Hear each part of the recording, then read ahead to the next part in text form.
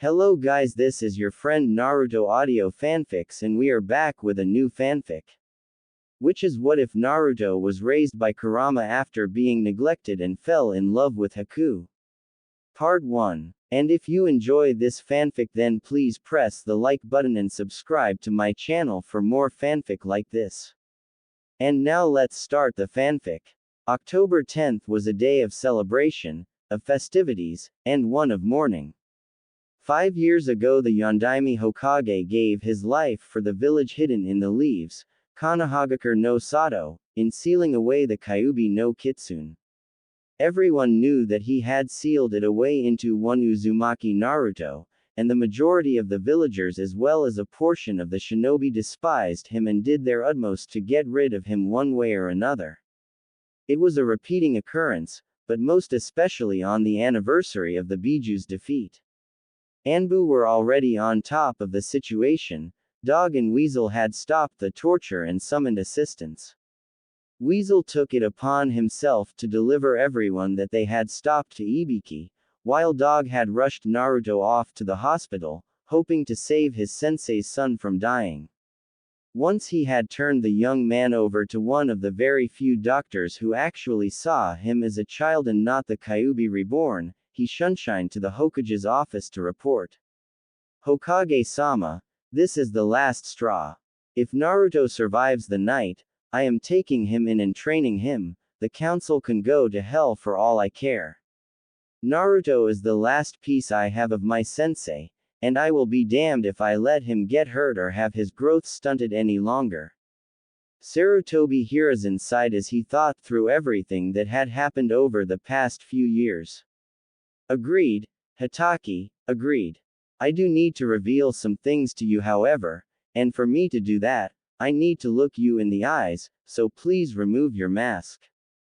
While waiting for one of his top Anbu to comply, the old man activated the privacy seals in the office and sat back in his chair. Waving his hand at one of the chairs in his office, Hiruzen ran his hand down his face and sighed. Please take a seat, because this is an SS-ranked secret, and I am afraid you are not going to like what I have to tell you. Sitting down heavily in the offered chair, Hitaki removed the dog mask and turned his full attention to the Hokage. What is it that you would risk so much over to tell me, Hokage-sama? Slowly looking up at the much younger man in front of him, Hiruzen gathered his thoughts for a moment. Namikaze Minato, Namikaze Uzumaki Kushina, and Naruto's two triplet sisters, Natsuko and Natsumi, are still alive. At the hospital, narrowly hanging onto life and deep in a coma at the moment, Naruto was slowly succumbing to the massive amount of damage done to his malnourished body and the many different poisons that had been inflicted on him earlier. As he slowly became more aware of what was going on again, he realized that he was in the sewers and he sighed aloud. The thing was that he had no one to turn to, as he had been living on the streets for the past year, unable to feel safe in the apartment that his Oji-san had provided for him. After walking through the sewers for a while eventually he started hearing what seemed to be the sound of someone sobbing. He slowly started picking up speed until he entered a rather large room, where there was an area that was caged. Just beyond the bars he could vaguely see what appeared to be a young woman who looked to be about 15 or 16 years old. The only thing that prevented his approach was the fact that he could see several fox tails coming out from under her skirt and fox ears on her head. Staring at her in shock, Naruto started connecting the dots and realized that somehow he had the Kyuubi no Kitsune inside of him. Slowly approaching her and watching her carefully as he did so, he worked through the issues that came to his mind. Naruto was a highly intelligent boy. Contrary to the opinion of most of the villagers, he only hid his smart side due to the way the villagers had always treated him. By the time he had reached her side he had come to a number of startling conclusions. First and foremost in his mind was the fact that the Kyuubi was indeed a girl. Second was that the Yondaime Hokage hadn't killed the Kyuubi but instead had sealed her inside of him, and that led him to believe that there was possibly more that he had been lied to about. The third thing was that with as heartbroken as the kitsune sounded, there was a rather large possibility that she wasn't as evil as everyone believed. Coming to a decision that would impact his life far more than even he knew at this point, Naruto crawled into her lap and did as he had seen many children and parents act. Slowly wrapping his small arms around her, he started to hug her and try to comfort her. Miyuki slowly realized that there was someone sitting there with her, and opened her eyes to see a young boy hugging her close trying to comfort her. Red eyes met azure as she looked at him, and her eyes widened as she realized who it was that was there with her. Naruto-sama, I'm so sorry, was all she could seem to stutter out. Watching as she opened her eyes, the first thing that came to his mind was that she was quite pretty, but he quickly got rid of that thought when he heard her apologize to him. None of that Sama stuff please. I am not important enough for that, but that isn't important right now. I have questions that need answers and I'm hoping that you have some if not all the answers I am looking for. Nodding and wiping away the tears, Miyuki sat back against the wall, still holding Naruto. So what would you like to ask me first, Naruto? Do you know why the Yondaime Hokage chose me to seal you inside of the Hokage's office? Hitaki Kakashi was a person who didn't get angry easily. This was something that just about everyone knew. However, at that particular moment in time he was seething in rage, most of that directed at the man in front of him, since the source of his ire was nowhere around. So what you're telling me, Hokage-sama, is that my sensei and his wife came up with this plan to strengthen their clan's bloodlines by separating the Kyuubi no Kitsune's soul from its chakra, sealing the soul into my Ototo. Then they were going to separate the yin and yang chakra and seal one into each of their daughters. Kakashi glared at the older man until he responded. Sighing as he nodded, Hiruzen couldn't help but feel partially responsible for what had happened considering the fact that he had argued against their entire plan. That is an accurate summation of what they had planned. However, far worse is what else they had planned. They would act as if the remainder of their family had perished in the attack so that they could train their daughters to use Kyuubi's chakra as well as to train them in their clan's ways. They didn't feel the need to take their son with them because they thought that if he was trained too soon that the Kyuubi would try to corrupt him and take his body over. I argued with them for hours after they had accomplished the sealing, telling them that their plans to have the villagers see their son as a hero would never work.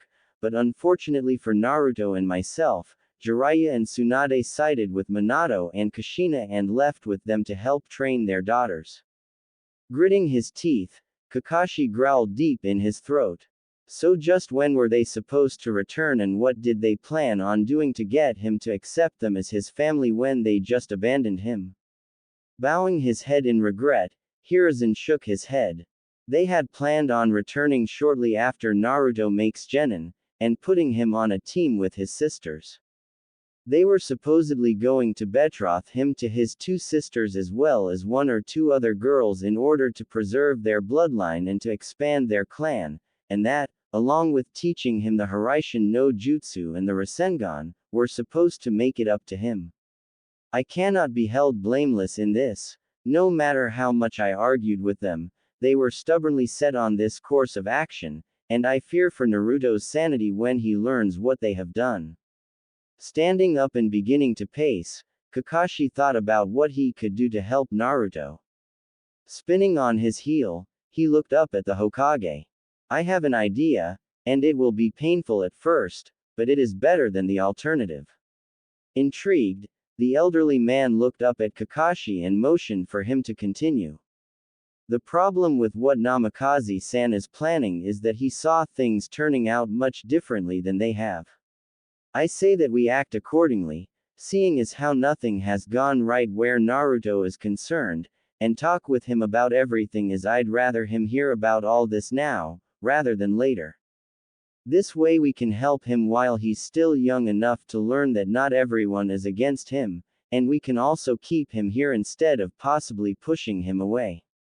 Opening his mouth to angrily retort, the Hokage paused as a thought struck him. "You intend to start training him as soon as he gets out of the hospital, don't you, Kakashi?" As the younger man nodded, Hiruzen sat back and thought about what Kakashi had just hinted at. From the examinations he had seen done on Naruto, he already had Chunin-level reserves, and he was only 5.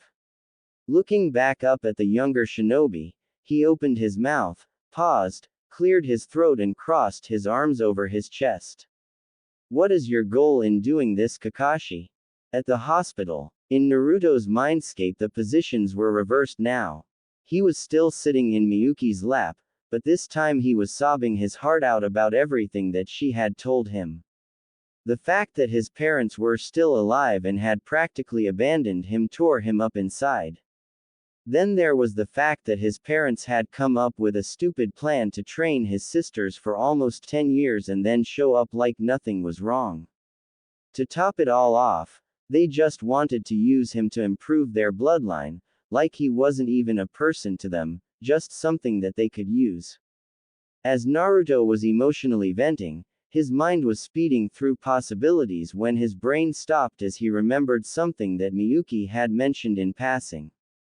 Wiping his eyes as he slowly put himself back together, he looked up into her eyes. "Nay, Miyuki-chan, didn't you mention earlier that because you are a tailed demon that you regain your chakra over time, and that the Biju were the source of all bloodlines?" Watching as she tried to figure out where he was going with this, he waited for her to respond. "Hi, because there were faults in the sealing array that your parents used as they were trying to avoid having to summon the Shinigami, there was an error made that allowed me to gain my chakra back. The reason for this and another very important error is because they were rushing and didn't have the time to really closely double-check everything." Here she paused and squeezed Naruto close to her. "The other thing that you wanted to know is yes, I and my brothers and sisters are the origin of most if not all the bloodlines in existence." "Why?" Closing his eyes and laying his head on her chest, Naruto sighed as he thought about what he wanted to say. "Miyuki-chan, is there any way that you could not only give me a bloodline or two, but also change my body or my blood so that I am not in any way, shape or form related to them?" Rocking him gently as she thought about it, she racked her brain thinking about the possibilities and the risks. Finally looking down at him and smiling, she brushed her hand against his cheek. "Hi, there is a way, but just to let you know, there are risks associated with this procedure. The other thing you need to know is that we will need to do this soon, as this last attack is more than the healing ability I give you by being inside of you can handle." Taking a moment to think about what she had just said, his eyes widened as he realized that he was slowly dying. "I think I want to get Oji-san's opinion on this. Is there any way that we can bring him in here to meet you and talk to him about this?" Nodding her head, she winced as she thought about what he was going to need to do to make this happen. "Okay. First you are going to need to be awakened, so that you can let the Hokage know what he needs to do. It is going to hurt a lot, and you will need to focus on telling him that he will need to channel a little bit of chakra and put his fingertips on your forehead. I will do the rest from there, okay?" Quickly agreeing with her, he braced himself for the pain as she forced him awake. Hokage's office. While they were discussing some of the things that they would need to accomplish, an urgent knocking sounded at his office door. Motioning to Kakashi to open the door, the Hokage quickly released the privacy seals which allowed them to open the doors. An Anbu with a cat mask was standing at the door, anxiously waiting for them to open it, and once it was opened she immediately bowed. "Hokage-sama, Naruto has awakened and even though he is in agony, begged us to come and get you. He said it's to do with his tenant." She hurried out of the way as the two occupants rushed out of the room for the hospital, both so stunned that they forgot about anything but moving as quickly as they could. At the hospital, moments later, the two men were standing in Naruto's room, eyes wide in shock at the amount of pain the young man was in. Kakashi walked closer and took the boy's hand in his own and squeezed it. Turning his head to see who was there, and seeing Kakashi and the Hokage, Naruto tried to grin and failed miserably. Looking from one to the other, he licked his lips as he struggled to talk. Closer please, I'm dying, is still a chance, need to channel your chakra, touch my forehead, lot to discuss, please hurry. Quickly moving closer, they started to channel a tiny bit of chakra and touched their fingers to his head while they watched him bite back a scream of agony. As soon as they made contact with his skin, everything went black momentarily. Naruto's mindscape. They appeared in front of a cage in his mind and they gazed about momentarily in awe, before they focused on the voices they heard in front of them. Please Yuki-chan, please make the pain go away. It's going to hurt worse before it gets better Naruto-kun, first we need to talk to the Hokage and Hatake-san.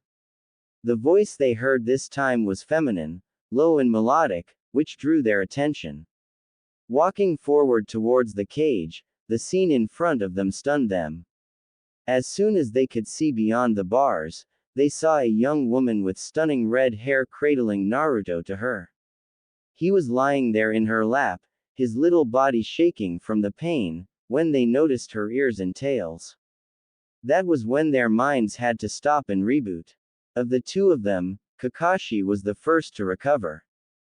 Kyuubi is a girl. Naruto groaned and glared at him for a moment.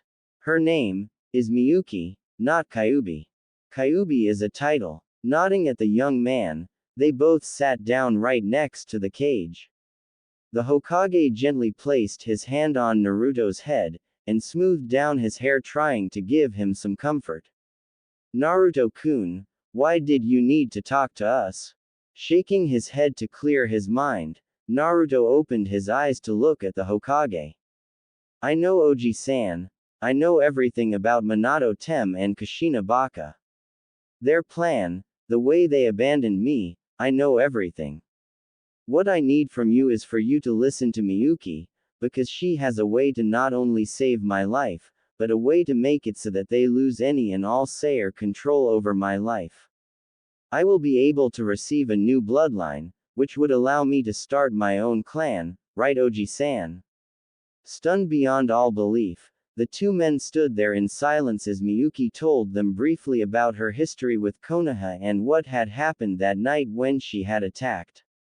She also told them about the Kitsune summoning contract that she would have him sign, gaining Konoha a sixth summoning contract, and also about what would need to happen in order for him to survive the night. The two men were skeptical at first, but as they talked and discussed everything in depth they soon came to see that this seemed to be the only way to help Naruto out. Thinking about everything that they had talked about, the Hokage leaned back against the bars of the cage. Turning his head to look at the Kitsune, he realized that there were a couple of other matters that they needed to discuss. Miyuki, I only have a couple more questions for you. The first is, will he be able to choose his bloodline or will it be something totally at random? Secondly, have the two of you discussed any names, since I am quite sure that Naruto would prefer to distance himself as much as possible from them. Taking a moment to think about her answer very carefully, Miyuki sighed and shook her head to clear it. There is only so much manipulating I can do. Given that his chakra affinities are wind, water, and fire in that order, I can tweak his affinities to give him a Hyouten Kekkei Genkai using his wind and water affinities, a Futen Kekkei Genkai using his water and fire affinities, or even a Shikuten Kekkei Genkai using his wind and fire affinities. The only definite abilities that will be included are a remarkably fast healing ability combined with an extended lifespan and slowed aging, as well as enlarged chakra reserves and a new dojutsu. Both of the men there stared at her in shock, though Kakashi recovered faster.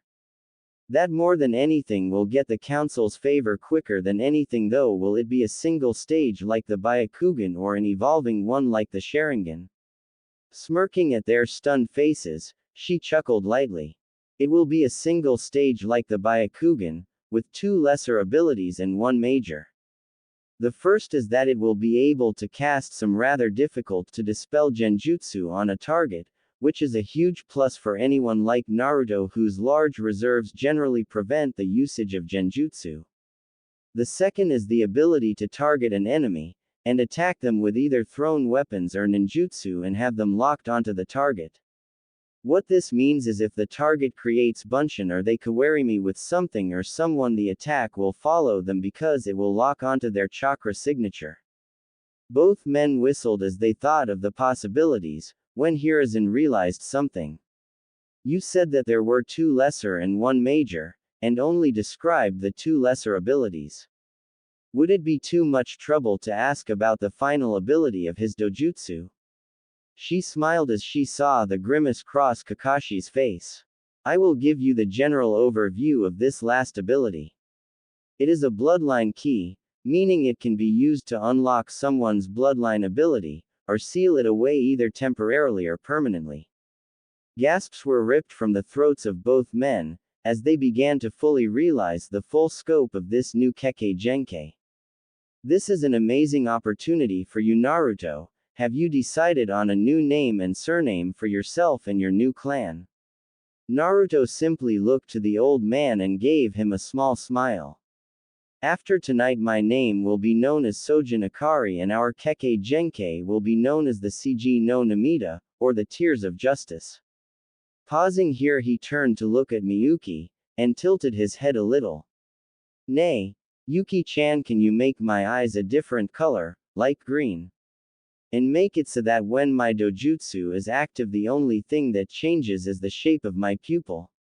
At this point he was picturing it in his mind's eye, hoping that she would pick up on it.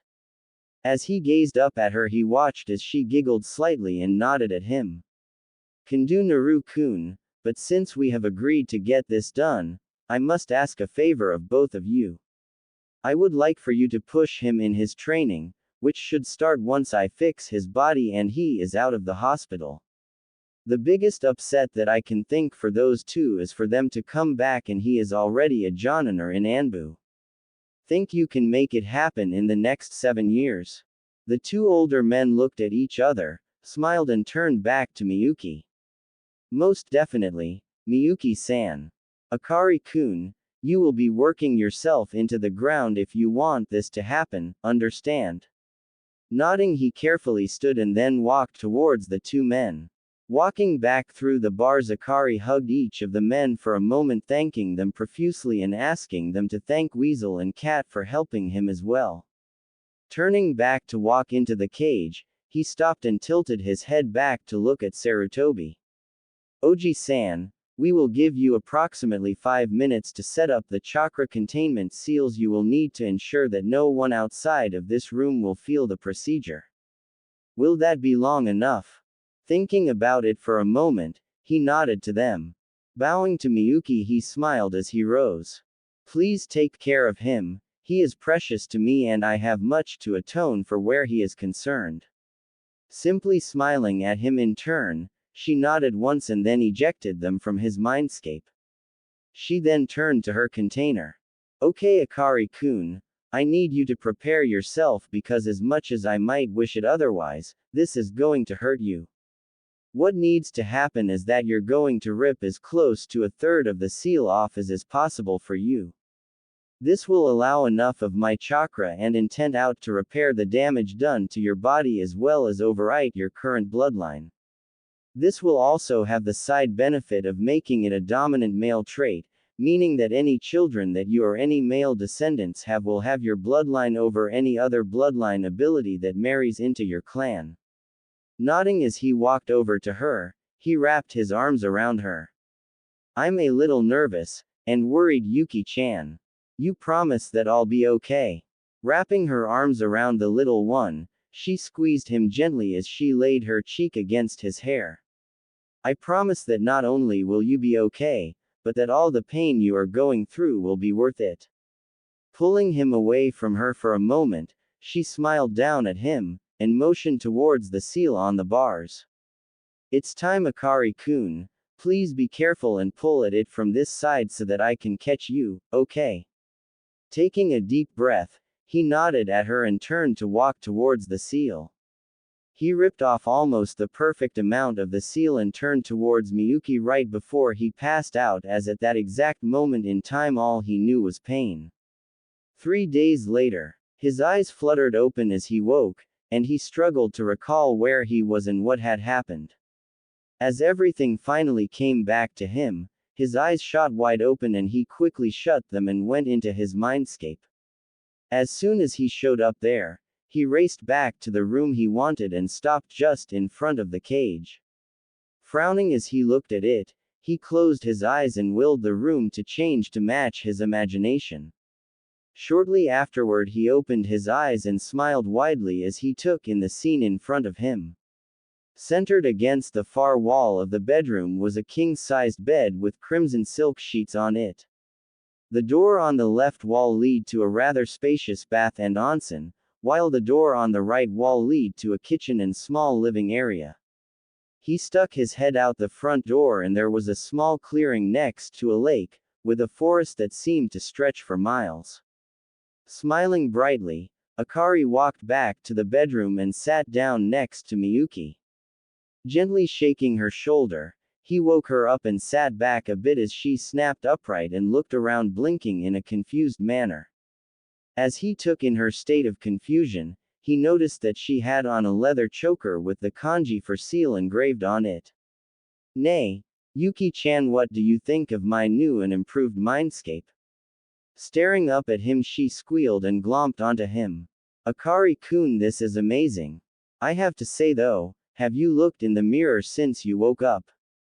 You look totally different." Hearing that, he tore out of the room and into the bathroom, where he stood there stunned for a few minutes. He was a little over 4 feet tall now, and definitely looking healthier. His hair was straight and smooth, unlike before, and it was black with some red highlights. The eyes were no longer the cobalt blue that they were before, but were a deep and vivid emerald green. The biggest change though was his face, as it was more rounded than before, and his whisker marks were far less pronounced. Following along behind him, Miyuki had watched as he took in all the changes to his body. Smiling ever so slightly, she walked up behind him and gently embraced him from behind. "You like what I did?" Nodding rapidly was the only response she got, since he was rather speechless at this point in time. "I think you'll like what I did as far as your bloodline abilities as well, Akari-kun. You now have both the Hyouten as well as the Shikuden Kekkei Genkei, and when you channel chakra to your eyes, your pupils will change to a silver cross shape." In the next instant she was nearly bowled over by the young boy as he had whirled around and thrown his arms around her. She merely held him as he sobbed tears of joy. It was cruel beyond measure what his parents had done to him, and he finally had the love and care that he should have had from the very beginning. A few minutes later he stepped back and smiled at her, while wiping his tears away. "Thank you so much for everything you have done for me. I just wanted to know if I could call you Ka-san." Shocked beyond belief at what he had just asked, she simply nodded and slowly started smiling. "If you want to, you can call me your Ka-san. Can I ask why though?" Cocking his head to one side, he gave her a small foxy grin. "Because of you I have been reborn. I have been given opportunities that I never would have otherwise. Then there's the fact that you have always been there for me, healing me and taking care of me like a mother would." Wrapping her arms around him, she smiled and closed her eyes. "I promise you that you will never be alone again. Now there is one more thing we need to accomplish before you wake up from here, and that is getting you signed up as the summoner for the Kitsune clan." Shifting her body so that he could watch what she was doing, she slowly ran through the hand seals that were required for any summoning and explained all this to Akari. Once the contract had appeared, she instructed him to bite his thumb and place his handprint on the scroll along with his name signed in blood. They both watched as the scroll disappeared and then walked outside. "I will help you in whatever way that I can. Most of it will be when I feel you're ready to actively use your dojutsu though. Although I will say that you can show them what it looks like when they ask you. One thing you must never do though is use your eyes abilities against someone who has a larger chakra reserve than you do, as it will literally backfire on you. It will only be a temporary effect, but it will happen. She looked at him seriously while waiting for his response, which was a rather rapidly given nod of affirmation. Grabbing him into one last hug, Miyuki squeezed him one last time and then held him at arm's length. Go ahead and go, Akari. Both of them are out there waiting for you to wake up. He simply nodded at her and focused on leaving the mindscape, smiling gently at her as he disappeared. Back in the hospital room, yawning slightly as he opened his eyes, he slowly sat up and stretched, smiling up at the 4 people who stood around his bed. Oji-san, Weasel-san, Dog-san, Cat-san, good morning, it is morning right? Slipping around to hug him, Sarutobi Hiruzen smiled as he nodded at the young boy. Hi, it is morning Akari-kun. How are you feeling this morning? Great Oji-san, now if I could just get out of here I would be almost perfect. Gentle laughter greeted him as he spoke, causing him to smile brightly up at everyone. Nay, Oji-san, would you like to see my new dojutsu? 2 gasps broke the silence that followed. The Hokage glared at the 2 who had made noise and cleared his throat. I expect you to keep silent on this, you two. The Kyuubi confirmed for us that the Biju are the source of a great many bloodlines, if not all of them, and because of the way he was injured several nights ago, the Kyuubi no Kitsune was gracious enough to give him a new bloodline including a never-before-seen dojutsu. He paused here and smirking slightly, chuckled at the look of surprise on Akari's face. It's already active. I thought it would be some time before it could be activated.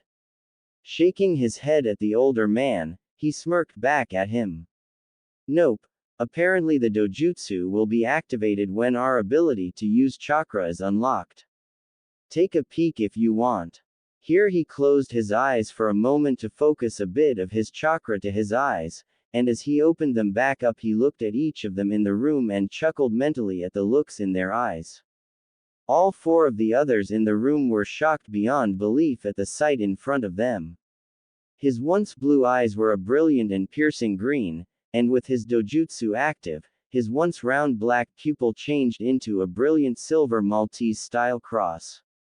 Glaring with it active, he sat up straight in the bed. From this day forward, Namikaze Uzumaki Naruto is dead. I have been reborn as Sojin Akari, and my clan's abilities and Kekkei Genkei are to be held a secret until the Hokage, and I deem it time to reveal some but not all of the abilities. Hiruzen chuckled softly as he nodded in agreement. Well said Akari-kun, very well said.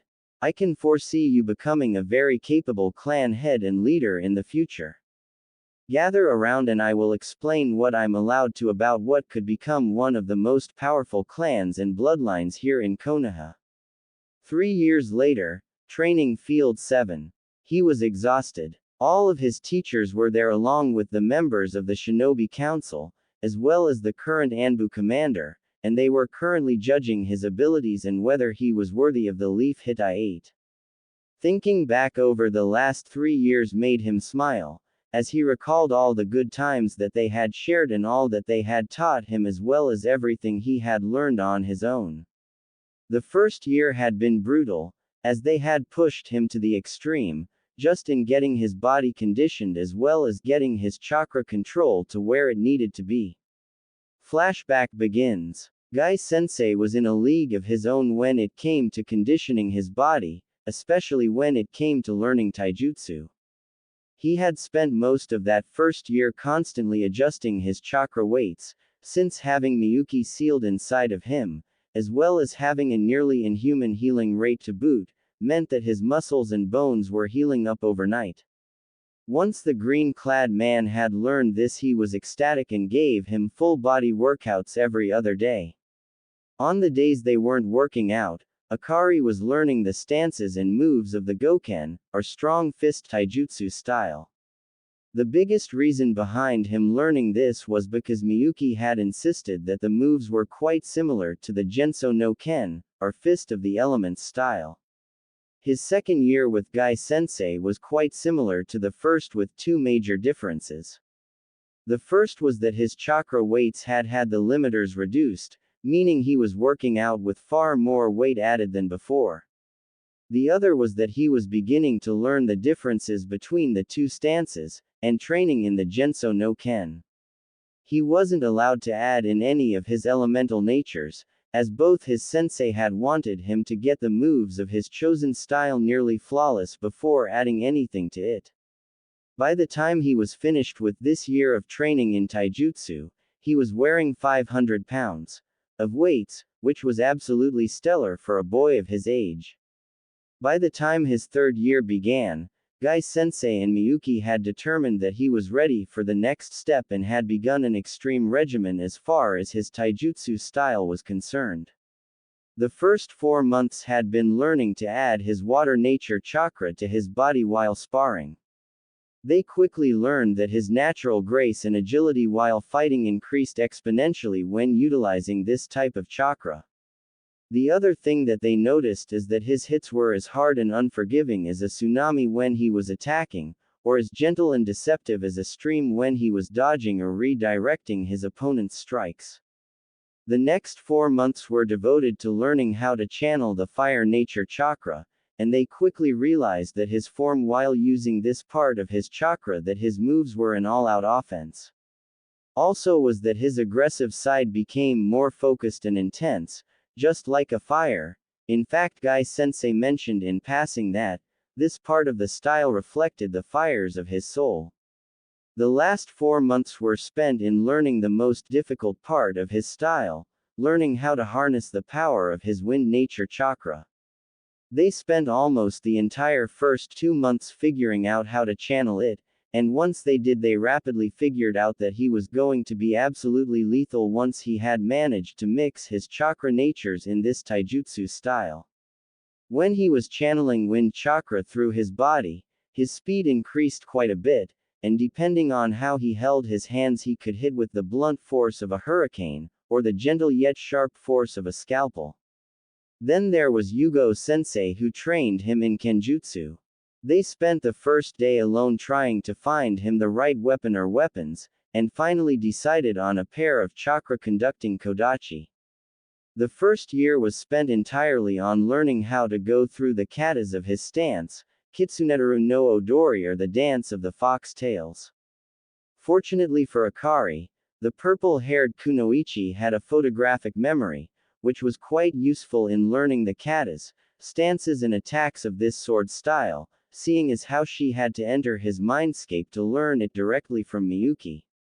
They then spent that first year learning the basics of his style, going over them over and over again, to ensure that he had them committed to his muscle memory.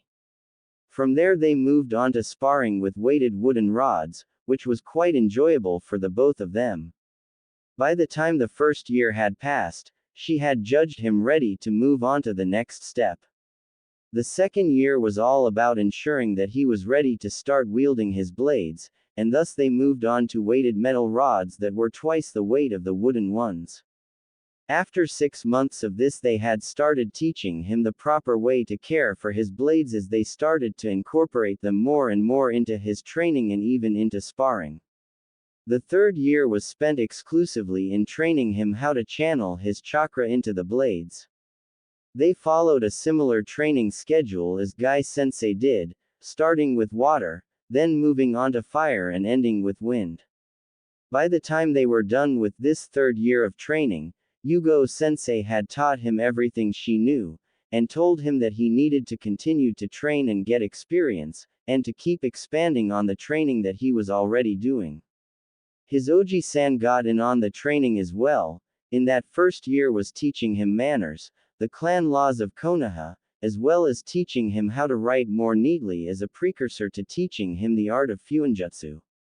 The old man was quite apt in his manner of teaching, and by the time he was finished with the first year of training with the Hokage, he was well on his way to becoming a Fuinjutsu adept. The second year continued on much like the first, only they added the other laws of Konoha, as well as getting into politics and diplomacy. It was at this point in time that they brought Hyuga Hiyashi and Nara Shikaku in on the secret, and they began to share their experience with the young boy as well. It was at the end of this second year of training that Akari was attested in his Fuinjutsu skills, and was rated somewhere above the level of an adept in his ability to understand, create and even modify seals. The third year was much tougher as they only added more material on top of what he was already being trained in. Against his better judgment, the Hokage had him involved in the Uchiha incident. The way he had thought of to resolve it was nothing short of remarkable, as he had managed to get rid of the problem and was able to keep one of his sensei from having to become a nuke nin. The way he had come up with was that since one of the clans was about rise up in an attempt to overthrow the Hokage, that they apply one of the older laws that was still applicable in this situation. Since they had an inside person to give them the details, they had the Anbu go in and crash one of the clan meetings. Once inside, they were able to incapacitate all those who were guilty, and brought them to Moreno Ibiki and Yamanaka Inoichi to interrogate and prove their guilt without a shadow of a doubt. Once they had separated the innocent from the truly guilty, they then held their trials and executions in public. Other than that whole mess, the third year moved along much like the previous two, with him becoming more like the clan head he would need to be. This was the year where they added the history of the clans as well as the history of Konoha on top of refining his abilities in Fuinjutsu. When they tested him at the end of the year, they were amazed to see his abilities were somewhere around the level of a master.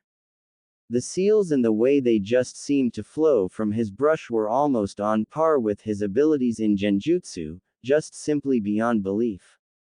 What they didn't know, however, was that the reason why his abilities in Fuinjutsu were growing so remarkably was due to his use of the Kage Bunshin no Jutsu, or the shadow clone technique.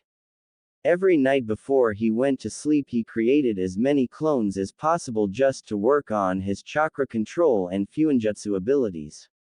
The first year he had been making 150 clones each night, putting 50 of them to work on various methods of chakra control, another 50 on practicing the strokes he would need to be able to actually write the seals, and the final 50 would read up on various seals and sealing methods.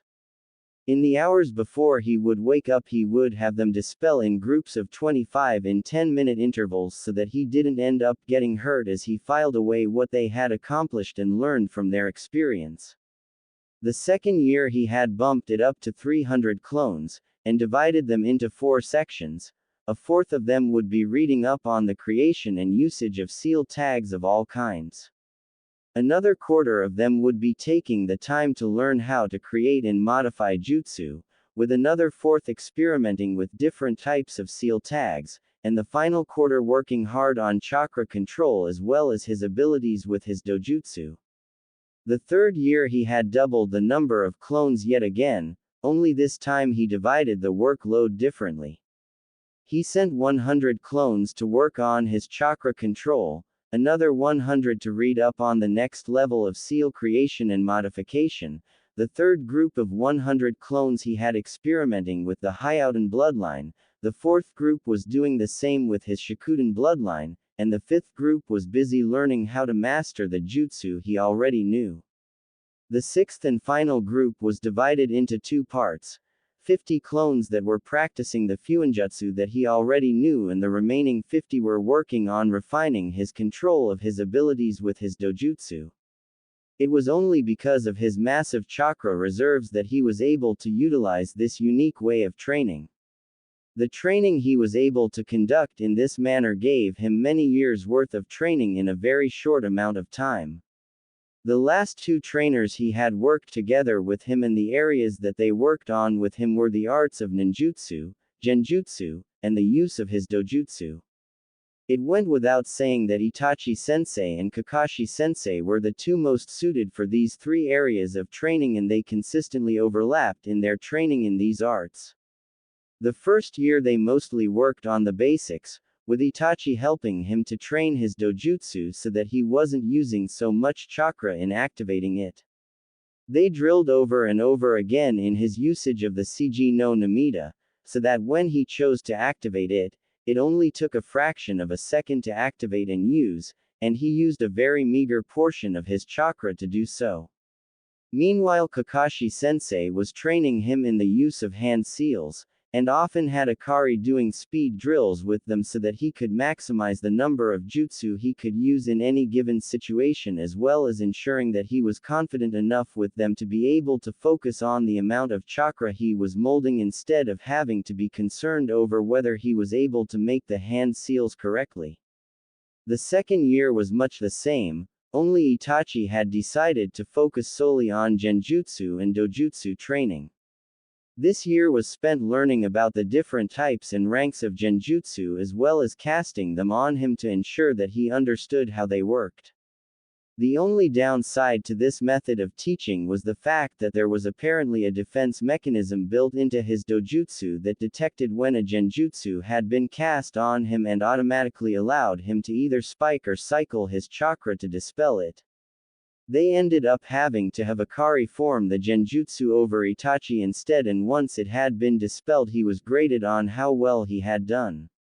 On the other hand, Kakashi had been having a much easier time of training the boy in ninjutsu, as he was a very quick learner when it came to hands-on training. The academy's 3 jutsu were learned in a day, and he quickly set out to learn as much as he could in making the greatest use of the ninjutsu he learned. The first 3 elemental jutsu that he learned were all D rank, and they were Suiden, Mizudan, Kaden, Hinotama, and Fuden, K's Dongan. By the time the year was done, he could honestly say that he had learned a lot from Kakashi-sensei, as he had learned how to moderate the amount of chakra he poured through the seals and could charge the first 3 jutsu that he had learned with enough chakra to take them from D rank to high C rank in both range and damage. Year 3 was by far the most interesting training for the boy, as he truly exploded in his capabilities with his dojutsu and genjutsu. Itachi was extremely grateful for what he had done for his clan as well as for the village, so grateful in fact, that he had spoken with the Hokage about arranging a betrothal between Akari and one of the young girls in his clan. They debated it fiercely for a few months before deciding that they would allow the young clan head a choice in whether it went through or not. By the end of the year, Akari knew at least 2 genjutsu each of D rank, C rank, B rank and A rank. He could cast them quickly and was able to layer 4 genjutsu on a target as soon as he made eye contact. The best thing is that it always took 2 separate methods to break out of his genjutsu as long as they were cast with his dojutsu. The time that he had spent with Kakashi-sensei had paid off dividends in his abilities in combat. The third year had been when he had learned about collaboration jutsu, like water and lightning or wind and fire. The fact that he was able to create a few B and C rank jutsu for his affinities as well as his 2 bloodline abilities was nothing short of spectacular. Flashback ends. Wincing as he stretched out his sore and aching muscles, the 8-year-old boy took a few more minutes to stretch his body out, as it had been quite the rigorous workout. He had started at 8 this morning with the spar from hell with Guy-sensei, then after a 20-minute break, he had matched swords with Yugo-sensei. By that time it had already gotten close to lunchtime, and so they had stopped there and eaten before continuing on. Immediately following lunch had been Itachi, who had had to make a couple of clones for him to test his dojutsu and genjutsu on. The one who had really put him through the ringer though had been his Aniki, Kakashi-sensei. That had been an hour-long spar from the very lowest depths of hell, and the only reason he hadn't won had been because of his lack of experience. Finally he shook his head and stood tall, as he had nothing to be ashamed of and everything to be proud of at this point in time. Walking forward to where everyone was gathered around the Hokage, where he waited until they were done talking and he had their attention. Bowing low to the Hokage, he held it for a moment and then stood slowly. I trust that my abilities are sufficient for me to wear the Hitai of the leaf and bear it with pride, Hokage-sama. With a twinkle in his eye, he nodded and motioned for everyone there to take a seat. Smiling in gratitude to the old man, Akari carefully sat Caesar across from the shinobi council. Directing his gaze to the Hokage, he waited patiently for the eldest ninja of the village to speak. Akari-kun, it is indeed a pleasure to see how far you have come, and to get an idea for just how far you will go. I would like to take this time to get a feel for what your full capabilities are, and thus will turn the floor over for any questions from the council to either you or your teachers. Hiruzen then turned and looked to his left and then to his right and nodded. The first person to speak was Hyuga Hiyashi. Sojin-san, the dojutsu that you have, what exactly are its capabilities? Taking a moment to gather his thoughts, he quietly responded. Hyuga-sama, the CG no Namida enables me to layer multiple genjutsu on any target with just a glance, and they require 2 or more different methods or attempts to dispel dependent on the strength of the person they were cast on. Once activated, they allow me to know almost instantly whether I have been subjected to genjutsu or if someone is currently attempting to attack me by using one against me. They also allow me to target someone by attaching an ultra-thin chakra string on mental commands so that my jutsu will track them if they attempt to dodge or carry me out of the way. Pausing for a moment, he cleared his throat and continued. The ultimate ability of my dojutsu is the ability to sense if someone I am looking at has a Kekkei Genkei, and either unlock it, if they haven't already unlocked their ability, or to lock it away either temporarily or permanently. There is a weakness or two, but those shall remain as they are, known only to me. No disrespect intended, Hyuga-sama. Nodding at his answer, Hiyashi sat back and pondered on what he had been told. The next person to speak was Nara Shikaku. Hitaki-san, in your honest opinion based on what you and your fellow nin have observed over the last 3 years, where would you rate his abilities? Taking a step forward and placing his hands directly on Akari's shoulders, he carefully squeezed them briefly before responding. In all honesty, Shikaku, I can only rate him on what I have seen, so there will need to be an answer on part of his training from the Hokage as well. I will give you a rundown on what we do know about his skills and abilities. Sojin Akari is a close to mid-range fighter, who excels at Kenjutsu and Genjutsu. I would rate his Taijutsu at High Chunin, his Kenjutsu at High Jonin, and his Genjutsu at High Jonin to low Anbu level. His ninjutsu, I would have to say, is definitely at High Jonin, especially since a number of his attacks that he used earlier today were created by him, since we have very few if any jutsu that have ever been used by either Hyouten or Shikuden bloodline bearers. Here he paused and gathered his thoughts once more before continuing. His capacity for stealth is definitely at Anbu level, his chakra control is also at Anbu level, and he currently has solid Jonin level reserves. I will defer to the Hokage's judgment in announcing the rest of his abilities. All eyes turned to the Hokage, who took a deep drag from his pipe before responding. Due to the fact that our only Fuinjutsu masters are currently away, I have been personally instructing young Akari-kun in the art. A lot of where he has learned has been in self-study from scrolls and other writings, and I would rate him somewhere above an adept in level. That is the best assessment I can offer at this time due to the fact that he has surpassed me in the creation and modification of seals a while ago.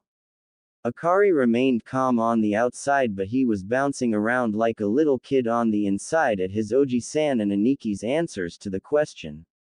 Glancing around at the gathered clan heads as well as the Anbu commander, he sighed mentally as he waited for any more questions. They all appeared to be discussing the answers for a minute or two before Yamanaka Inoichi cleared his throat. In your own words, what rank would you see him attaining today, and I would like for each of you to answer for yourselves. Guy-sensei immediately leapt forward and bowed. Honored council members, I feel that our most youthful student is most deserving of the rank of Chunin, at least until he has more experience under his belt. I personally feel that it would be a grave mistake to just make him a genin when he is fully capable of the most youthful teamwork I have seen in anyone in a long time. Here he bowed once more and stepped back. The next person to step forward was Yugo-sensei. I would agree with Guy-san in his assessment. Akari-kun not only has the drive to improve himself, but to help others around him to improve and grow as well. I have learned a great deal from him in the last 3 years, almost as much as I have taught him, and I feel that he should receive the rank of Chunin. As she took a step back, Itachi-sensei stepped forward. I concur with my comrade's previous statements. I feel that he not only has the ability but the mentality to handle the rank. I would ask that he be assigned to a team that is shy a person, so that way he can gain the experience he needs to grow and progress. Once he was done, he took a step back and Kakashi cleared his throat. I would make the same recommendation but with the option to be picked up by the Anbu once he has been blooded. Here he paused as he felt Akari's gulp through his hands and he squeezed his shoulders gently once more before continuing.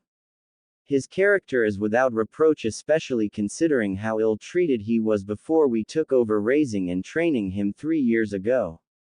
He is loyal, hardworking, and has a do-or-die mentality that will see to having both the mission accomplished as well as his entire team returning with him one way or another. Kakashi stopped there and stepped back amongst his other comrades. The Anbu commander tilted his head in acknowledgement and acceptance of his statement, and then looked to the Hokage and nodded in response. Tilting his head forward for a moment, Sarutobi Hiruzen hid the tears of pride as he blinked them away. The fact that Akari had come so far in such a short amount of time meant a lot to him. Looking back up at Akari, he cleared his throat before speaking. Having heard the assessment today, I must say that I am very proud of you, Akari-kun. You have persevered when many others would have given up. You have struggled and fought your way through a training regimen that many your age or even a little older than you would consider insane, and you not only passed your final exam, you have completely obliterated any and all expectations that there could have been for you. Now, if there are no objections, he paused here for a moment, and looked at each face there only to see approval. It is my pleasure to congratulate you and say that you have earned this. Rise and accept your Hitai and vest, Chunin Sojin. Blinking back tears of gratitude, he bowed low to the ground before rising to his feet and shakily moving forward to pick up the items that the Hokage had set in front of him. Throwing the vest on, and then wrapping the headband around his right bicep and tying it off, he returned to where he had been sitting and stood there, turning to face the council once more. Smiling broadly at the young boy before him, Sarutobi stood and looked around at everyone there before speaking up once more. It has been more years than I can remember since we have seen the establishment of a new clan. I have received a request from Uchiha Itachi, the current head of the Uchiha clan, for the creation of the Sojin clan, with himself as a sponsor. According to the laws of Konoha, the only people who have any say in the creation or addition of a new clan are the Hokage as well as the other clan heads. Turning to Akari, he smiled once more. Akari-kun, if this request is accepted and passes, until you turn 16 or become a jonin, you will need to have someone who will represent your clan in council meetings.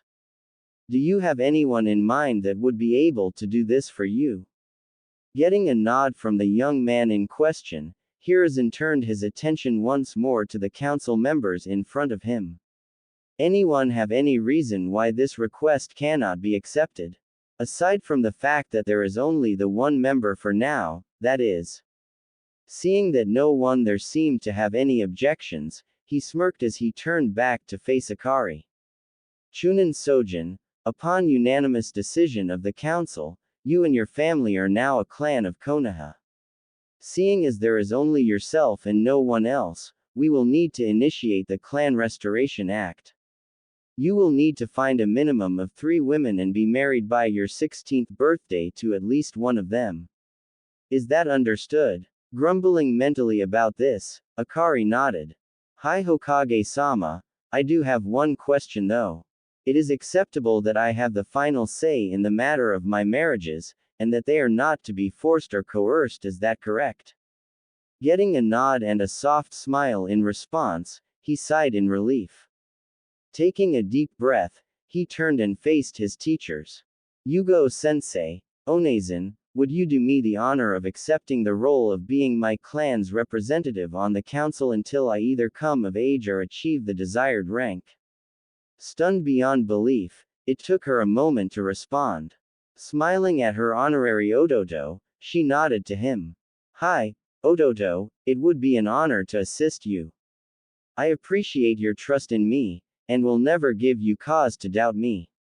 Turning back to the council, he smiled and bowed. Thank you for supporting me in this. I am eternally grateful to my teachers as well as each of you for all that you have done for me. I await your orders, Hokage-sama. Looking through the papers in front of him, he shuffled through them looking for the right one. Finding it, he cleared his throat before reading from the sheet. Chunin Sojin, you are to report to your team's training ground, which is Training Field 18, in the morning at 8 a.m. Your new team is Chunin Inuzuka Hitomi, Chunin Aburame Takehito and Jonin Sensei Yasumasa Habara. Any questions? Shaking his head, Akari smiled internally.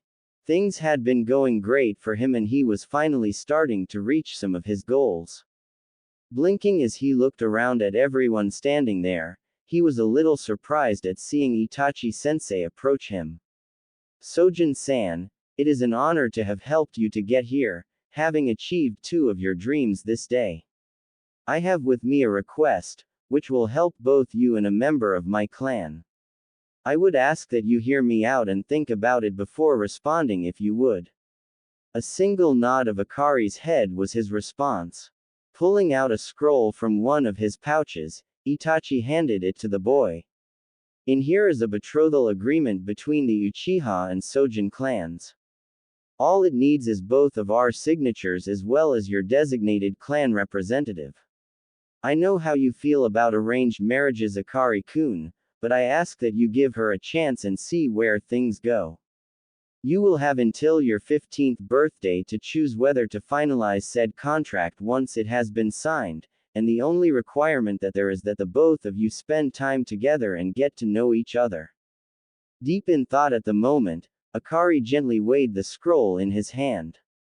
Unlike his former family, Itachi was giving him a choice in the matter, which was a huge plus for him. Also there was the fact that he had absolutely no respect for the Namikaze or Uzumaki clan heads, but he had quite a bit for Itachi, which also weighed heavily in favor of him accepting the contract. Removing the binding around it, he quickly scanned the document to see if there was a name listed, and was stunned by the name he found there. Looking up at Itachi, he nodded at the man. I must admit to being a little stunned at name listed here, to be perfectly honest. Setsuki-san was one of the only children I know that would play with me before my change. Is she aware of anything to do with me?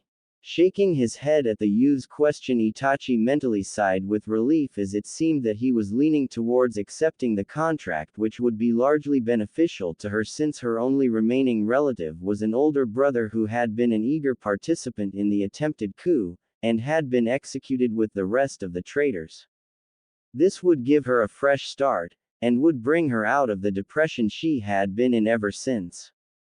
By the same token, with the dowry that he and his mother had decided to put into the contract, which was a considerable sum along with a rather large house and property to help the young clan out, there was very little reason he could think of to deny the contract.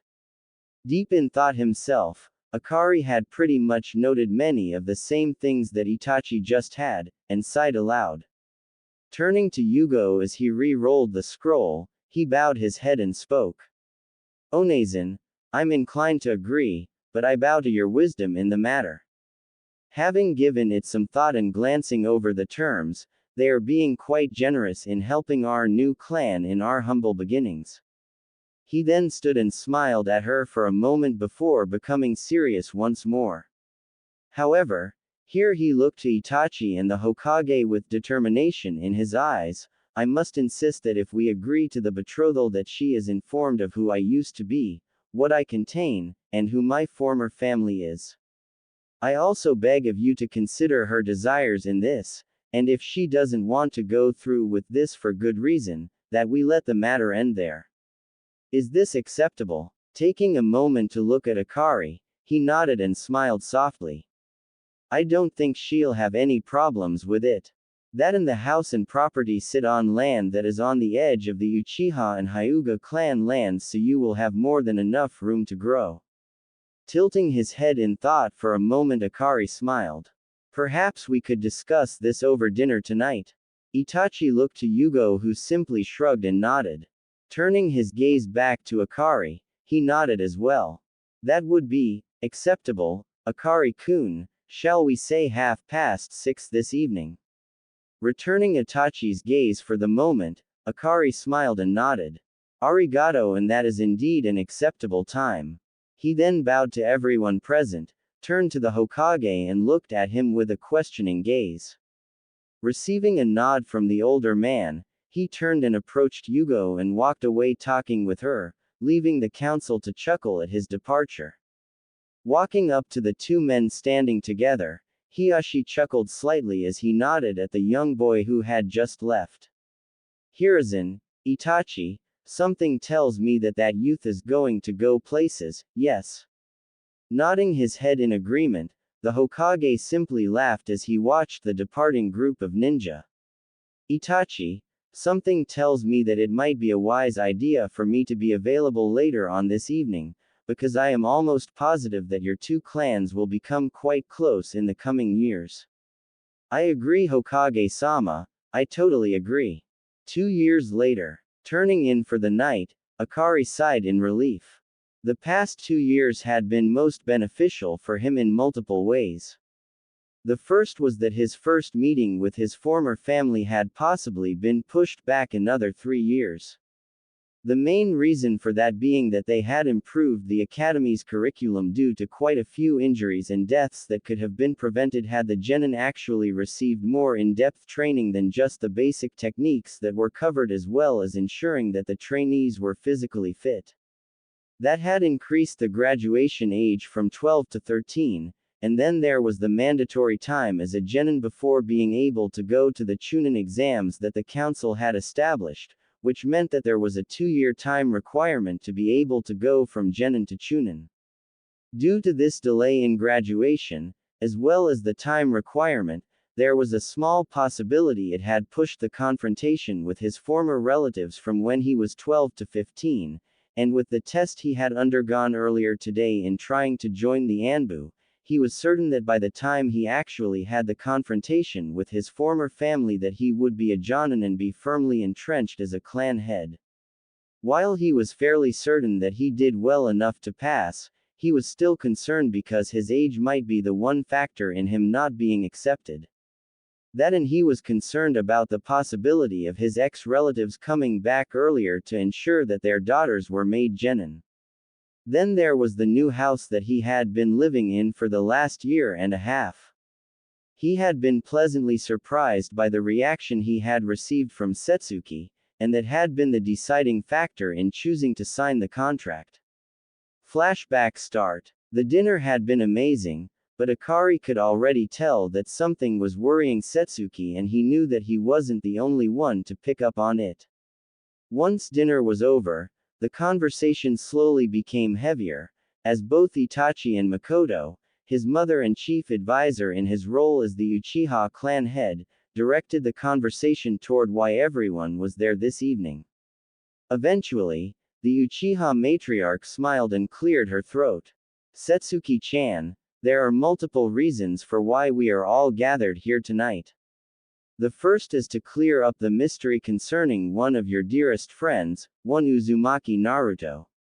I promised you when you were much younger that I would help you to find him or find out what happened to him, and I am happy to tell you that he is alive and well even if he has changed more than you might have expected. Sitting up straight with a small smile on her face, the first one that anyone had seen on the 7-year-old's face in quite some time, she looked expectantly at her Oba-san. I had hoped so, Oba-san. Where has he been all this time? What happened to him? When will I see him again, or has he forgotten all about me? Right as she stood to run to her room, her hands over her face, she was wrapped up in a hug from behind her. Then she heard a familiar voice in her ear. Suki-chan, I never forgot you, I promise you that. I had to get strong though because I found out some rather disturbing things about my family, and because of certain things that you will be made aware of tonight, I had to train in secret for the last 3 years. I know that I owe you an explanation at the very least, and I promise you that I will give it to you. Believe it. Hearing those two very familiar words, she spun around and looked the person who was holding her, and since his eyes were closed she peered closely at his face, tracing the faint lines of the whiskers on his cheeks with her eyes. Wrapping her arms tightly around him, she buried her face in his neck while crying softly. He had maneuvered her carefully, and sitting back in her chair, Akari had placed her in his lap and rocked her as he comforted her. Before they left that night, he had told everyone their everything, and had even Sasuke and Makoto stunned by the level of betrayal that had happened to him. None of them batted an eye when he told them that he was the container of the Kyuubi no Kitsune, although all 3 women present crowed about how the most powerful demon lord was a female. What she was stunned about though was the fact that Miyuki Ka-san had changed his body so that not only was he not related to his former family anymore, but that he had been given a new bloodline and was the beginning of a whole new clan as well. Setsuki thought about whether she would be allowed to marry him, and was a little put out about the fact that she would have to share him. What do you mean that I will have to share you if I want this? Smiling at her gently, he placed a finger to her lips. Suki-chan, can you share me? I want you to know that I will consider us all as equals under our roof. Only in public will I appear to greater, and that is only because I will be the head of our clan. In any important decision you and the others, whoever they might be, will have an equal say in what we choose. Can you accept this? Pouting cutely at him, she turned and thought about it for a few minutes. On the one hand, she knew that he would have to have at least 3 wives. She knew what kind of person he was, and knew that growing up he had had very little love and affection in his life, but amazingly enough he still had a big heart, and she knew that she wouldn't be loved or cared for any less than the others. Setsuki was also very grateful that she wouldn't have to be a trophy wife, someone who was only kept around for her looks and to pop out babies. As she tossed the idea around, Akari was quietly carrying on conversation with his host and his family. They covered just about any topic you could think of, from his training regimen, to the ideas he had for getting back at certain people for just foolishly abandoning him. After a few more minutes she squeezed him gently to let him know that she had made her decision.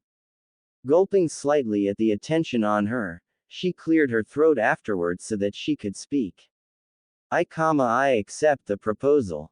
I know Akari-kun would never treat anyone precious to him badly, and to be honest I think I'd like the opportunity to grow together with him over the next few years, so that we can get to know each other better. Flashback end. In fact, the house had needed so much work done, that it was better off being torn down and rebuilt.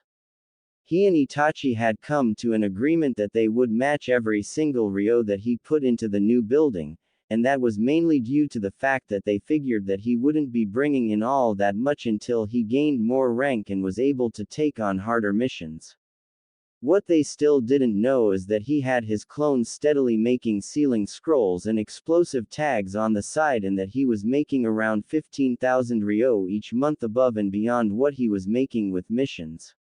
It was part of the reason why they had managed to have a new house built so quickly, and with all the extra cash he had coming in, he had personally commissioned a few extras, like the mixed bathing onsen, the training dojo, and a flower garden with a pond. Laying there in bed as he prepared to go to sleep, the youth sat there and mentally estimated how much he had saved up over the last 2 years and whistled quietly as he figured he had saved up almost 500,000 ryo in the last 2 years, and that wasn't counting interest earned either. Smiling to himself as he fell asleep, he knew well that his future family wouldn't suffer the way he had growing up. The next day, Akari had awakened much refreshed this morning, showered and gotten dressed in his standard clothes.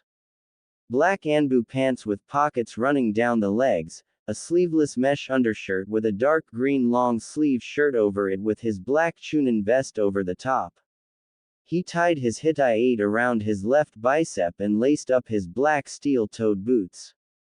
Walking downstairs, he greeted the elderly housekeeper that he had hired on as soon as the house was complete. "Ohio Mika-san, how are you this morning?" She turned as she finished with breakfast and smiled at the young man. "Ohio Akari-kun, I am just fine, and how did you sleep last night?" Grinning widely, Akari chuckled. "I slept quite well, thanks. Training does wonders for ensuring that one sleeps well at night. Is there anything we are in need of that I can get for you while I am out and about today?" Shaking her head, she slid a plate with eggs and toast in front of the young man. "No, we are good for now. You do remember that you have a meeting in half an hour at the Hokage's office, yes?"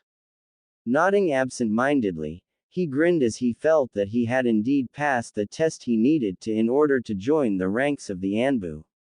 It was then that he thought of a way to celebrate his passing the test. "Mika-san, if it's not too much of a hassle, can I ask you for a favor today?" Getting a nod from her, he grinned as he finished the last of his food and swallowed. "I was wondering if I could persuade you to pick up something extra special for dinner tonight, enough for 8 people. Nodding as she took the plate from his place at the head of the table, she paused for a moment. "Something fancy, Akari-kun." Shaking his head for her to see, he stood and prepared to walk out the door. "Nothing too fancy. I would like to sit down and have a family dinner with all those whom I consider my family who will be available tonight. And by the way, that includes you as well, Mika-san." With a quick hug and a wink, he quickly ran out the door, hearing her chuckles as he did so.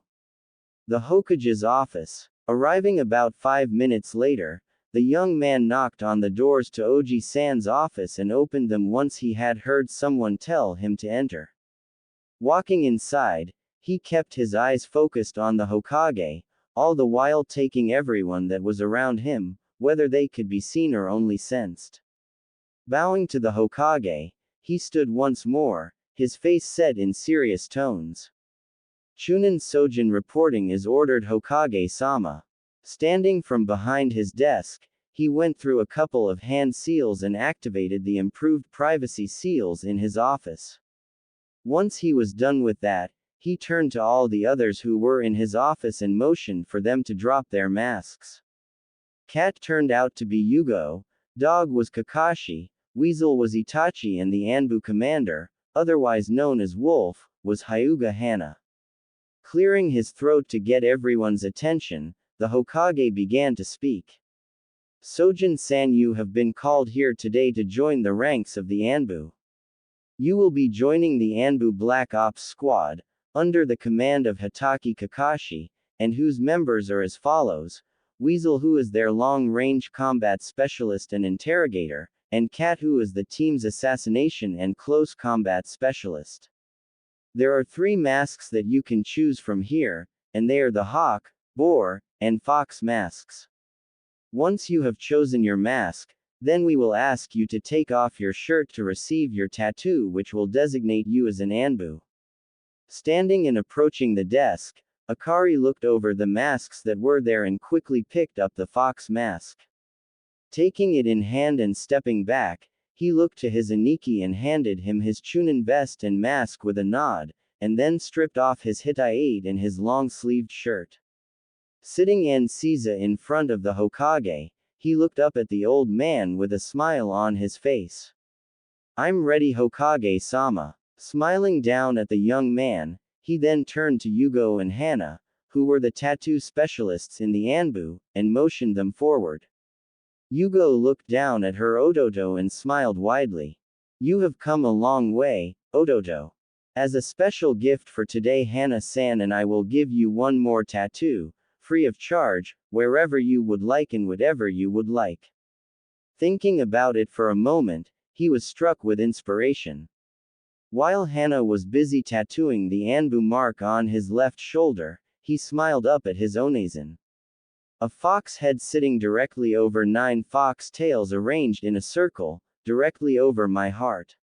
She changed my life for the better, and this will be my clan's new symbol, minus the fox head, of course. Nodding her head, Yugo waited until Hana was finished and then asked Akari to stand so that they could do the requested tattoo. Once it was done, he looked down at it and smiled. "That one is for you, Ka-san." "Thank you, Akari-kun, I appreciate the touch. There is something we will need to talk about though, in regards to your clan and the first betrothal you have arranged as well as any other wives you marry." "Okay then, how about before dinner this evening so that we can discuss any possible courses of action with all who might be involved?"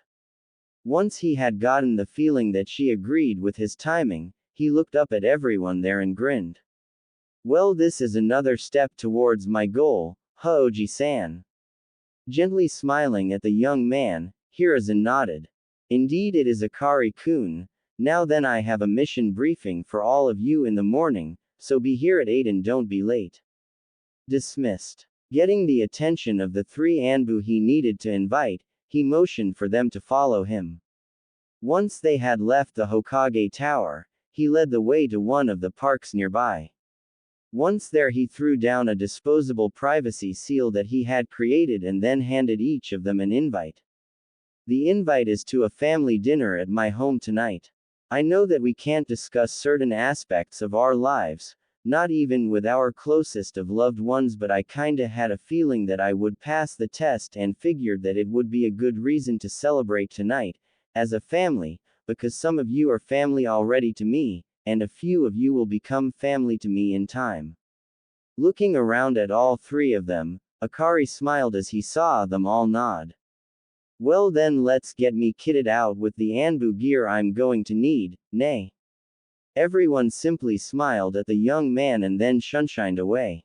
Next day, having awoken early the next morning, the young heir had conducted his morning business and gotten dressed in his new attire. A new sleeveless emerald green shirt that was covered by a dark blue Jonin-style Anbu vest, dark blue Anbu pants and the steel-toed boots, and his Hittite was the final touch as he finished getting dressed. On the way out the door, he let Mika-san know that he was going to be gone on a mission and didn't know how long he was going to be gone for. Disappearing in a swirl of ice shards, he reappeared in the Hokage's office with his mask on and ready to go.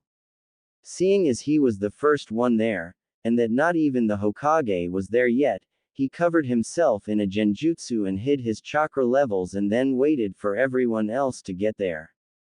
5 minutes later everyone else was there and he pulled down the genjutsu and stood next to Weasel. Glancing up to see that they were all there, the Hokage sighed mentally. "I have 2 missions, so I am going to need the 4 of you to split up. The first mission is to assess the efforts and capabilities of the rebels in Mist. From there, if your assessment is favorable, the 2 that go are to remain and assist them. Do not get captured by their enemies as they are on a witch hunt against bloodline users. One of the 2 who will be going on this mission is Fox, as he will be needed if the assessment indeed turns out favorable, and the reason for that is because their Yondaime Mizukage is the Jinchuriki of the Sanbi." Stopping here for a moment, he could feel the tension and realized that there wasn't anything he could do about it now but pray that everything turned out well. The other mission is to remain off the books for now, because it involves subterfuge of the highest level due to the nature of the people you will be in contact with.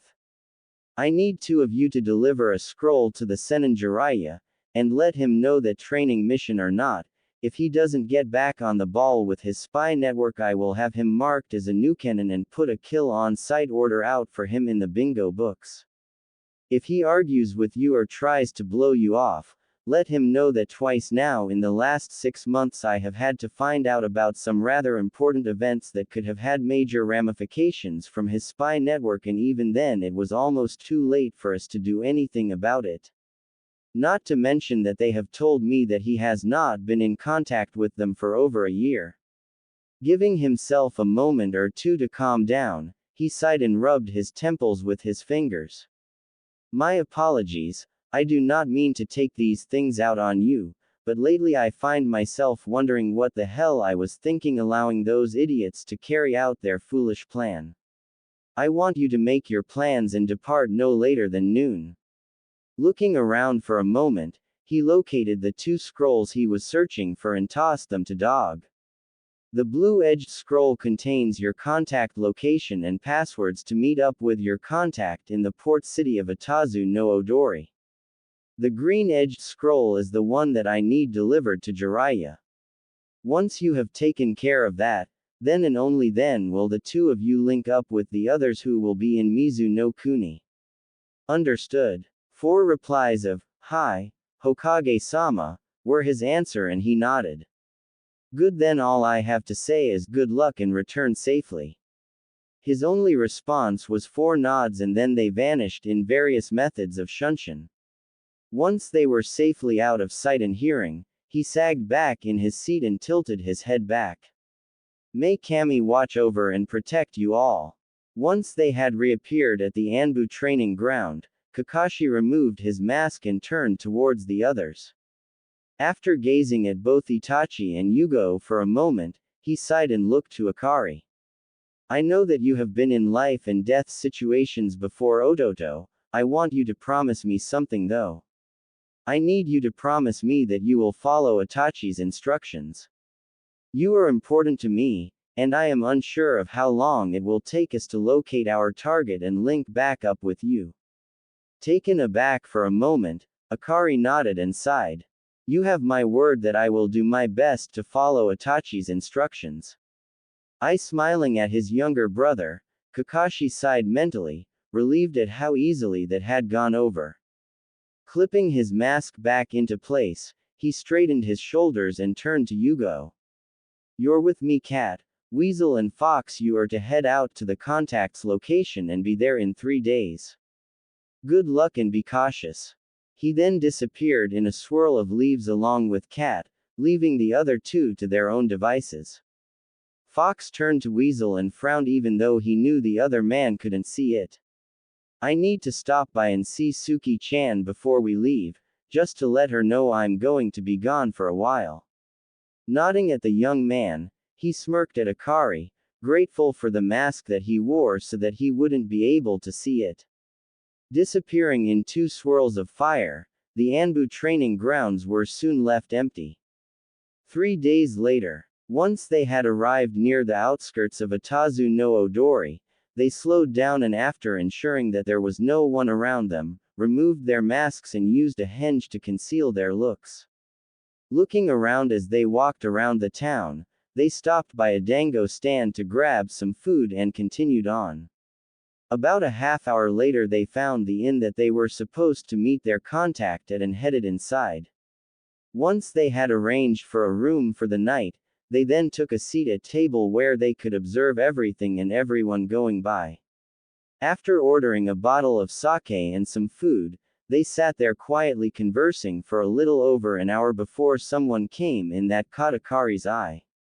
Motioning to Itachi where only he could see, he communicated using Anbu hand signals that their contact had just shown up. Getting a nod in return, he stood and approached the table that she was sitting at with one other person, figuring that since he was the more unassuming of the 2 that he would be greeted with slightly less hostility than Itachi would have. Sitting down at the table he smiled lightly at the woman across from him. The waters are cold this time of year. Catching the slight widening of her eyes, he watched as she nodded and spoke quietly. Yes, they are indeed. I just hope that the fires will keep us warm. Have we kept you waiting long? Shaking his head, he signaled Itachi to join them. No, as we just got into town today. My companion and I have some questions for you before we leave with you. He then turned to Itachi once she nodded and motioned for him to take over the conversation. Taking a moment to gather his thoughts, Itachi nodded to his younger comrade before turning to their host. I'm thinking that we should discuss this in a more private location. We have a room upstairs and I think it might be best if you and your companion joined us so that we aren't overheard. Smirking, the woman turned to her companion and looked at him in a questioning manner. He returned her gaze with certainty and nodded back at her. She then stood in motion for them to lead the way, which Akari did, followed closely by the two strangers and Itachi as the rearguard. Upon reaching their room, Akari slapped a seal on the door and channeled a little chakra into it. Then slipped in some hand seals after biting his thumb, and slammed his hand into the floor. Kuchio's no jutsu, 2 three-tailed kitsune, one that was an icy blue in color and the other the blazing reddish-orange of a fire, popped out of a small cloud of smoke and looked to their summoner. What do you require of us, Akari-sama? Hiding his grimace, he spoke quietly to them, yet still loud enough to be heard by everyone there in the room. Greetings to both of you, Shimo, Takibi. I need the two of you to make certain that we are not overheard by anyone. Do not attack and employ your stealth skills to observe and report any chakra usage outside of this room within 500 meters. Both nodding at their summoner, they popped out of the room as Akari looked up at his partner. We should be secure now, so we can begin anytime you wish to. This got Itachi's attention and he turned towards the pair who were just sitting there, somewhat stunned by the ability of the young man. The first thing that we would like to know is your names. I am Uchiha Itachi, and my partner is Sojin Akari. It was at this point that the two of them dropped their respective henge and resumed their normal looks. The woman nodded and pointed to her companion first. This is Ao, and my name is Terumi Mei. I must admit to being impressed as I wasn't expecting someone so young. Smirking just a bit, Itachi replied, True, but we weren't expecting to meet with the leader of the rebels and her second in command either. Touché. Now what questions do you have for us? Because I'll be honest with you, the reality of things is that we are in dire straits and we will need the aid of a Jinchuriki if we are to end Yagura's reign of terror and bloodshed. Motioning to his younger partner, Itachi let Akari take the floor. That would be why I am here. What can you tell us as far as the numbers you are up against and what condition your own troops are in? Mei turned to Ao and nodded. Sighing a little, Ao shook his head a bit. We are outnumbered 3-1 at this point in time. Our troops are in good shape for now, but morale is slowly starting to waver as we have been slowly losing ground. Most of the civilians want Yagura gone, but with so many shinobi against us, the most they are willing to do is secretly provide us with food and medicine. In all honesty, if we can't win at least one major victory and soon, things will come crashing down around our ears and the rebellion will fail. The worst part is that if Yagura wins, it will not bode well for countries like Hai no Kuni and Kaminari no Kuni who have well-known bloodlines. Sitting back in their chairs, the two Konoha nin took their time sorting through the information they had just received. Itachi turned to Akari and raised an eyebrow at him, to which he responded by shrugging. Turning back to the Kiri nin, he slowly nodded his head. If we assist you and you win, have you given any thought to who will become the new Mizukage? Also, what are you offering for our services as we are here in an off-the-books mission because of the chance of capture? The two mist ninja looked at each other and nodded, and then Mei looked at both of them. Once we win, I will more than likely become the Godime Mizukage, As far as what you would receive in return for your services, I am afraid that we won't be able to afford to give you much in return. I am inclined to offer an alliance with Konoha with very favorable terms, but other than that I can't really offer much else. Sharing a quick glance, the two younger ninja nodded. That is acceptable. Perhaps we could receive a favor redeemable at a later date instead of direct payment, but nothing too unreasonable, of course. That is indeed acceptable. I am guessing that Akari-san here is the Jinchuriki of the Kyuubi no Kitsune. Simply smirking at her, Akari bowed slightly. Indeed, I am Mei-san. I compliment you on your deductive reasoning. Smiling brightly at the young man, she nodded her head once. If that is all for your questions, I suggest we all get ready for tomorrow, as that is when our ship returns for us. We leave at daybreak. Before they got up to go, Akari flared his chakra twice and then there were two puffs of smoke that appeared in front of him. Glancing down at his two summons, he spoke quietly. Anything to report? Nothing, Akari-sama. There were a few flares of chakra, but they were much further out and were separate instances. Plus they were all in the direction of Konoha. Very well done, you two. Now I have one more task for you and it will last until we meet back up at daybreak tomorrow. Takibi, your job is to keep a watch for Mei-san and Ao-san. Shimo, the same applies for you with Itachi and me. Stay out of sight at all times, and if anyone tries anything suspicious, wake us and we'll figure out what kind of action is needed from there. Any questions? Getting two head shakes is his answer. He smiled and turned towards Mei and Ao. Just a small precaution enabling us to get a restful night's sleep. Takibi is a fire-oriented kitsune, just so you know if anything comes up. Thanking the young man, Mei and Ao got up and left for their own room. As soon as they had left, both of the summons left as well, leaving the two alone in their room.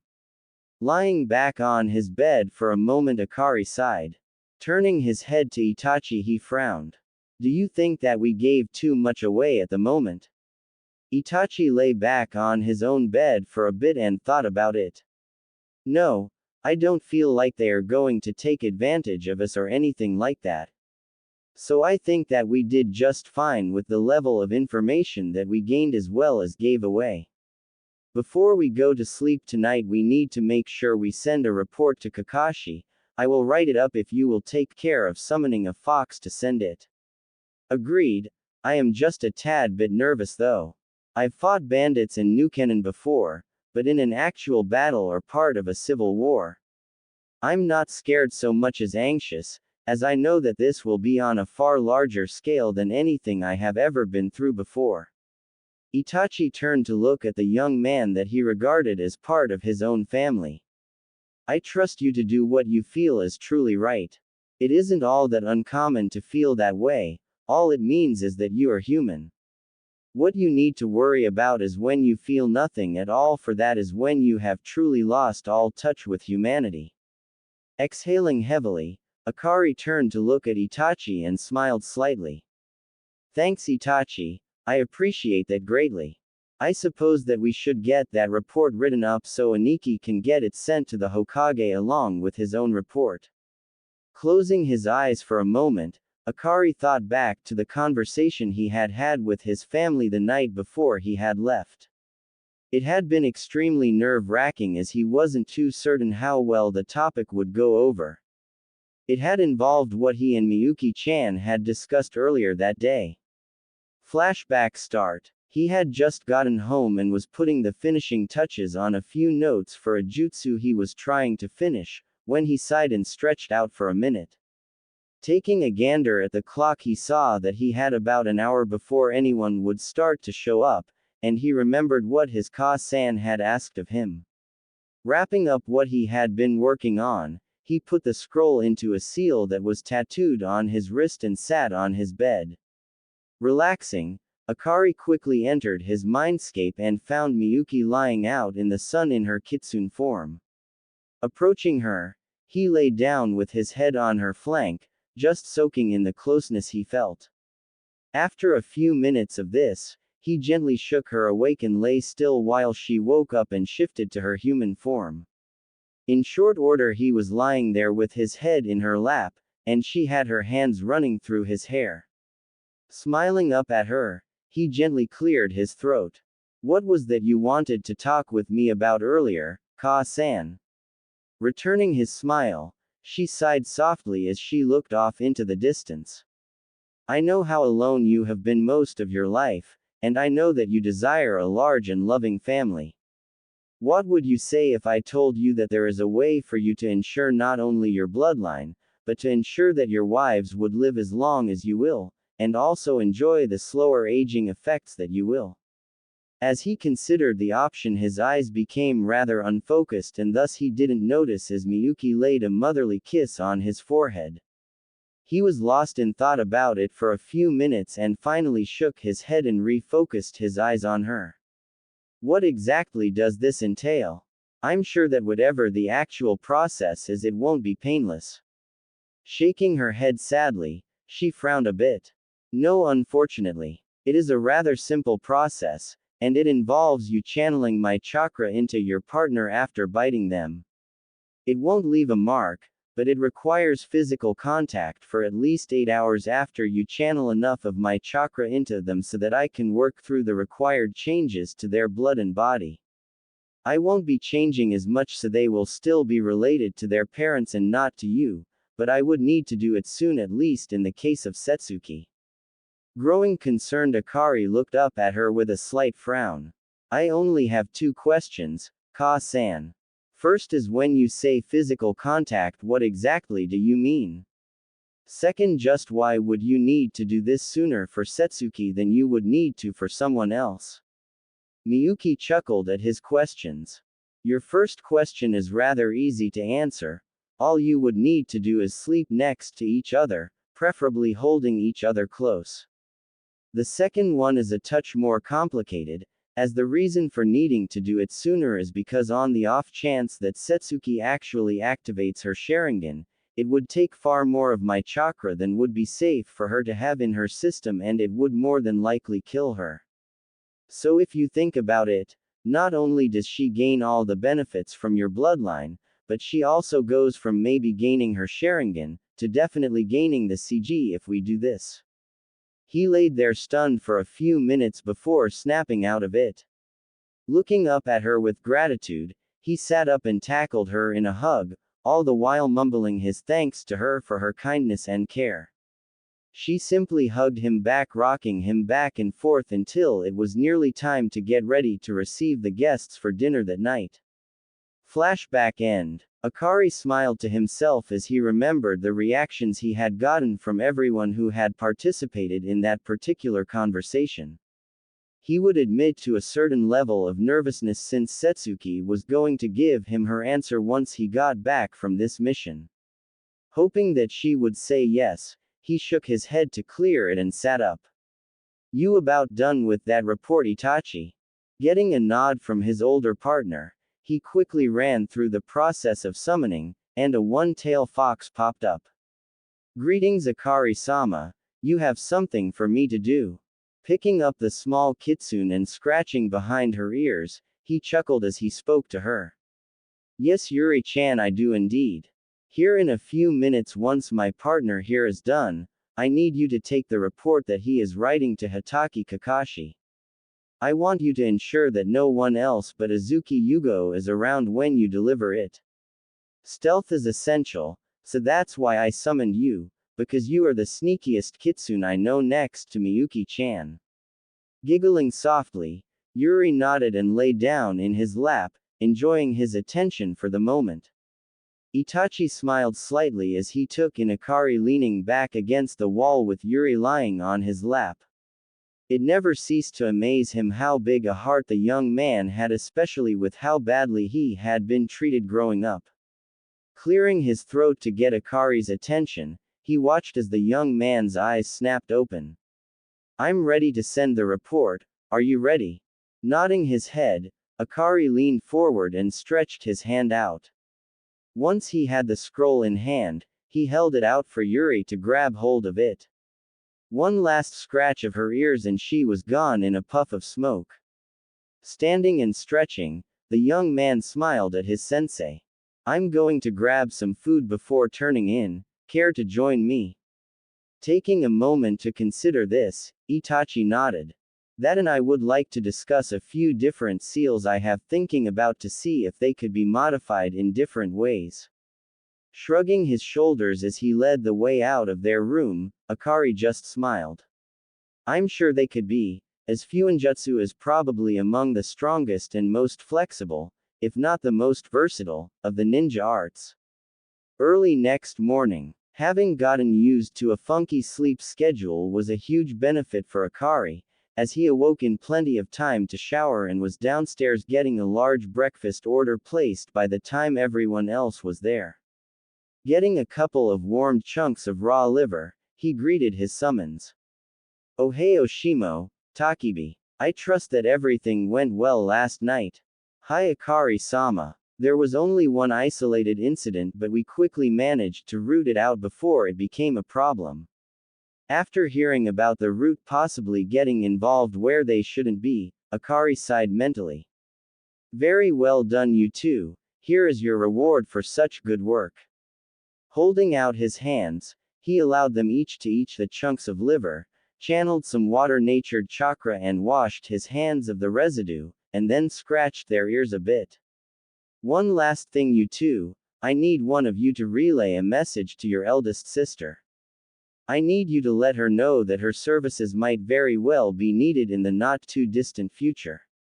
He looked at both of them, trying to impress upon them the importance of this message. Shimo and Takibi simply nodded.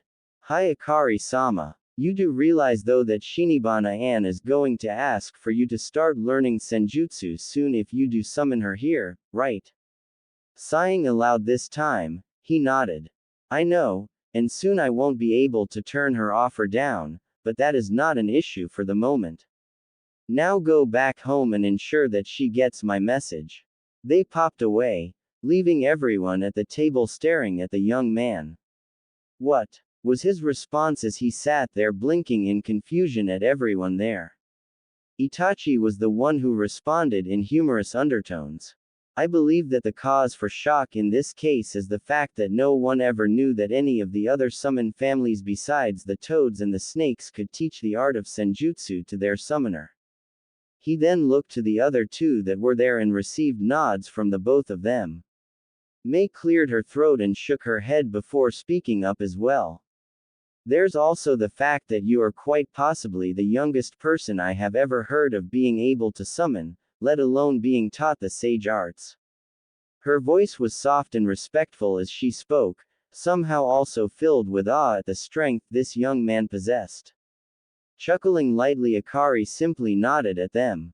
Well, dig in before it gets cold, we need to be at our best, so I woke a little early and arranged for this spread.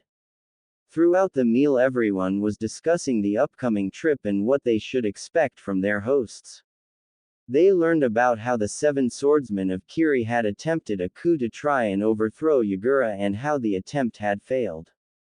Most of them had then disappeared, with the exception of Ringo Amayuri and Chojuro, who had both joined the rebellion to aid Mei. When he heard this, Akari got a gleam in his eyes as he thought about getting the opportunity to spar with one of the seven swordsmen. He continued to listen as they spoke about other issues that they had come across, like the extermination of the Kagaya and Yuki clans and their bloodlines. It was while they were finally leaving the town and out to sea that he got up the courage to ask about what their bloodlines were that he got the shock of his life. Nay, Mei-san, can you tell me a little bit about the two clans and what their bloodlines were? Akari stood at the railing, enjoying the sea breeze that was blowing in his face while they talked. Her eyes closed, Mei mentally shrugged as she thought about whether or not she should be talking about these things when she realized it really couldn't do any harm.